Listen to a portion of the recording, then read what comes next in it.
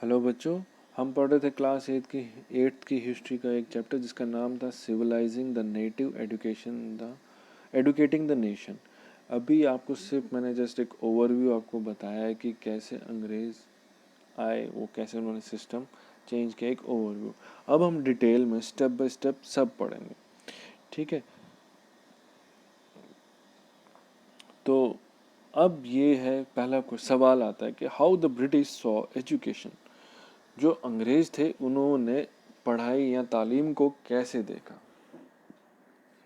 The tradition of orientalism, जो tradition है, जो एक तरीका था ओरिएंटलिज्म का, वो क्या था, वो कैसे काम करते थे, उसके बारे में। For this it was necessary to study Indian history, philosophy and law. तो जो कोई ओरिएंटलिज्म के लिए मतलब कहीं पे जाना है वहाँ के लिए, तो उसके लिए वहाँ की इंडिया की हिस्ट्री पढ़नी थी, फिलॉसफी पढ़नी थी, वहाँ के क्या लोग सोचते हैं किस तरह, या लॉ कानून वहाँ का कैसे काम करता है, तो ये सब के बारे में पढ़ते थे। William Jones an expert in law and linguist took this task. William Jones था जो इस कानून और इसमें लैंग्वेज में काफ़ी माहिर थे, उन्होंने इस काम को लिया।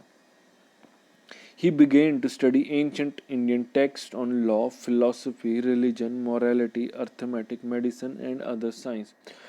उन्होंने क्या किया, उसने जो पुरानी जो इंडिया की जो किताबें हैं, एंशियंट इंडिया की किताबें, उनको पढ़ना शुरू किया। वो किताबें किन पे थी? लॉ पे थी, यानी कानून, फिलॉसफी, रिलीजन, मज़हब, मॉरलिटी, मतलब कैसा बिहेवियर होना चाहिए, ये सब, अर्थमेटिक यानी मैथ्स वगैरह, ये सब, मेडिसिन, दवाइयों पे, या और भी साइंस के जो बाकी किताबें हैं वो सब उसने पढ़ने शुरू की। Englishmen like Henry Thomas Colebrook and Nathaniel Halhed were also busy in discovering ancient Indian heritage, mastering Indian languages, and translating Sanskrit and Persian works in English. अंग्रेज जो कुछ थे, जैसे हेनरी थॉमस कोलब्रुक थे, नेथनाइल हेलहेड थे, ये क्या एंशंट हेरिटेज, जो इंडिया की जो जो एक तरीके से पुरानी खास चीज़ें थी, जो उनके बारे में वो ढूंढने लगे, उनको नई नई चीज़ें ढूंढने लगे कि क्या खासियत है इंडिया की, और यहाँ की जो लैंग्वेज है, यहाँ की जो ज़ुबानें हैं, वो सीखने लगे। और क्या करने लगे, जैसे संस्कृत है, पर्शियन है, मतलब यानी फ़ारसी है, इनको अंग्रेज़ी में इन्होंने ट्रांसलेट करना शुरू कर दिया। Together with them John set up Asiatic Society of Bengal and started journal called Asiatic research.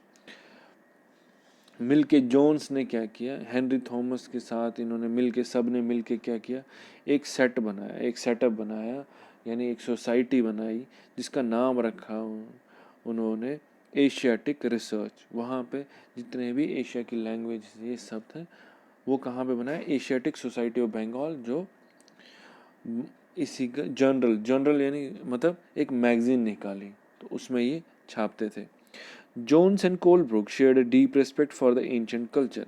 जो जोन्स और कोलब्रुक थे, इनके इनके क्या दिल में काफ़ी इज्जत थी, किसके बारे में, जो एंशिएंट, जो हमारा जो कल्चर था, इसके लिए काफ़ी रिस्पेक्ट थी। Both Indian and the West Indian civilization they felt had attained glory in the ancient past but has subsequently declined. उन्होंने देखा कि जो इंडिया की जो सिविलाइजेशन है, जो जैसे तौर तरीके थे, वो काफ़ी हाई लेवल पे थे, काफ़ी उनको रिस्पेक्ट मिलती थी, मगर कुछ समय से, कुछ वक्त से ये काफ़ी इनकी जो पॉपुलैरिटी है ये कम हो गई है धीरे धीरे, ठीक है। In order to understand India, it was necessary to discover the sacred and legal texts written in the ancient times. तो इंडिया को समझने के लिए उनको ज़रूरी था कि जो यहाँ की जो पाक किताबें थी और जो लीगल मानी जाती थी किताबें, उनको पढ़ा जाए। जो पुराने वक्त में एंशिएंट टाइम्स में जो सबसे पाक मानी जाती थी किताबें, उनके बारे में पढ़ा जाए, या जो भी लिखा हुआ था वो सबको समझे, ये सब उनका काम था। Jones and Colebrook went about discovering ancient texts, understanding their meaning and translating them and making their findings known to others. जो जोन्स ने क्या किया, जोन्स और कोलब्रुक ने, वो ये सब के बारे में पढ़ने लगे, जो पुरानी किताबें थी उनके बारे में, टेक्स्ट यानी पुरानी किताबें, और उनका मतलब समझने लगे। फिर उनको एक ट्रांसलेट करने लगे अपनी लैंग्वेज में, और इसकी वजह से वो बाकियों को भी समझाने लगे। Several company officials felt that Hindus and Muslims ought to be taught that what they were already familiar with. बहुत सारी जो कंपनियां थी, ऑफिशियल्स थे, मतलब जो अंग्रेज थे, वो चाहते कि जो हिंदू और मुस्लिम थे उनको चाहिए कि उनको जो उनके पास जो एक कल्चर है, जो उनके पास पहले से ही पता, उनको उसके बारे में नॉलेज दी जाए, उनको बताया जाए कि आपके पास क्या क्या है, and what they valued and treasured, instead of subjects that were alien to them. और उनको बताया जाए कि जो आपके पास जो चीज़ है वो कितनी कीमती है, जो आपकी किताबें हैं, आपका जो कल्चर है। तो वो चाह रहे थे, वो अंग्रेज चाह रहे थे कि आप इंडियंस को बताया जाए, इस बजाय इसके कि आपको कोई ऐसी चीज़ों के बारे में बताए जो आपके लिए नई हो, जो इसका आपके साथ कोई मतलब नहीं है। It was thought that this was the only way the British could win the hearts of the natives and could earn their respect.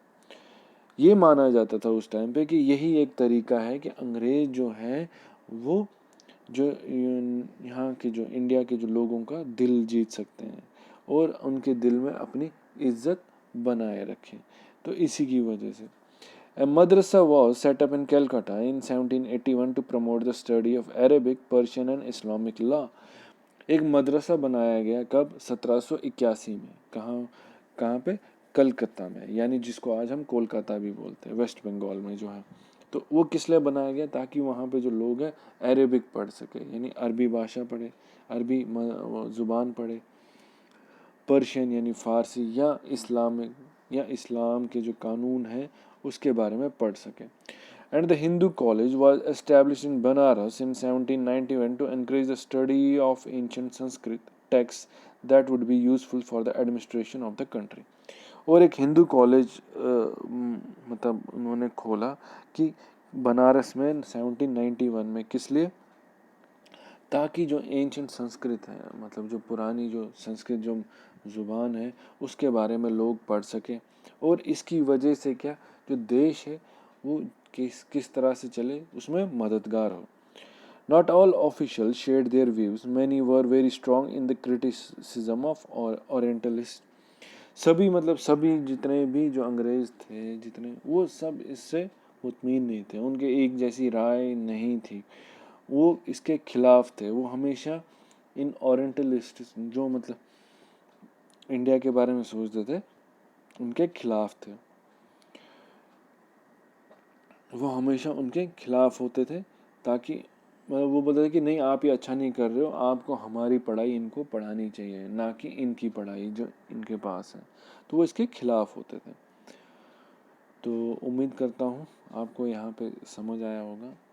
आगे हम अगले वीडियो में पढ़ेंगे कि क्या आगे कैसे इन्होंने एजुकेशन सिस्टम हमारे यहाँ पे लाया। Thank you.